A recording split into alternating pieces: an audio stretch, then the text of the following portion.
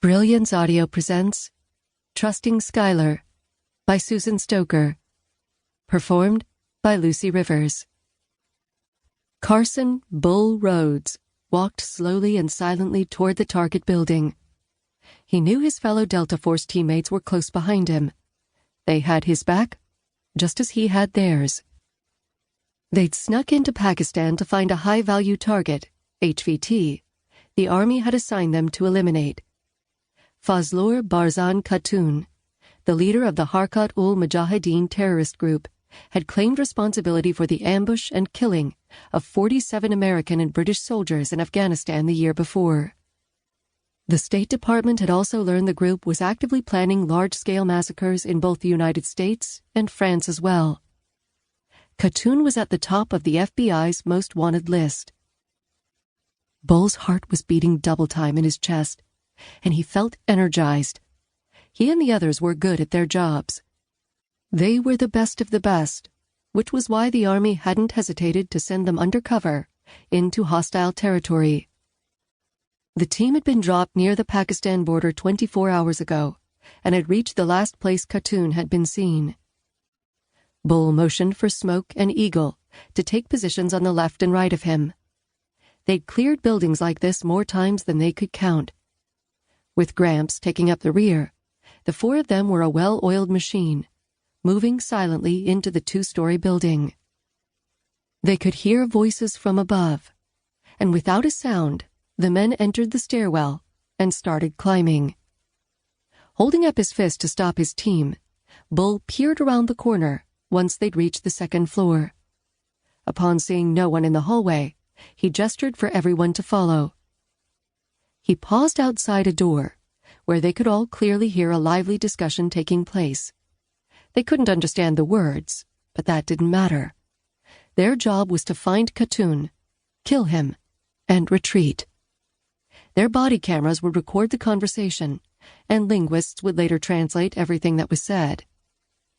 After looking back at the best friends he'd ever had, Bull nodded at Eagle.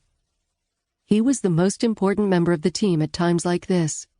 He had the uncanny ability to recognize anyone after meeting them or seeing their picture only once. He had a near photographic memory. If Khatun was inside the room, Eagle would know it.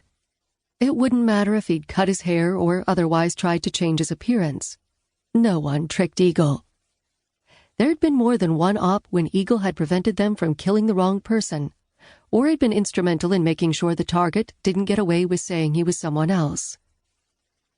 Bull pointed 2 fingers at his own eyes, then pointed into the room.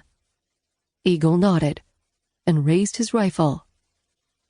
Looking back at Smoke and Gramps, Bull saw they'd crept up behind Eagle. The team was ready to breach the room. Taking a deep breath, Bull cleared his mind. The second they stepped into the room, all hell was going to break loose. Since he was leading the team, if the occupants were armed, it was likely he'd be shot first. But he couldn't think about that. He was wearing his body armor and had a job to do. Namely, to kill Khatun. Lifting a hand, Bull held up 3 fingers. Then he counted down. 3, 2, 1.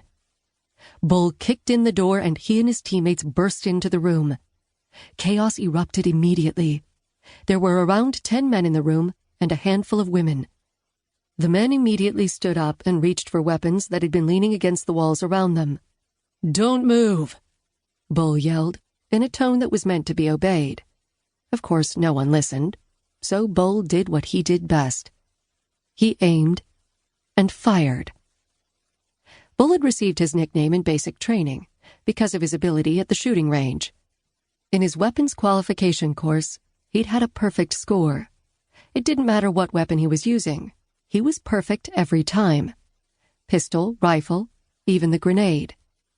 Wearing a gas mask on the night range? Perfect. Everyone had started calling him Bullseye, but over the years it had been shortened to Bull. And that was the reason he was leading the assault into the room filled with terrorists. He always hit his target. Always.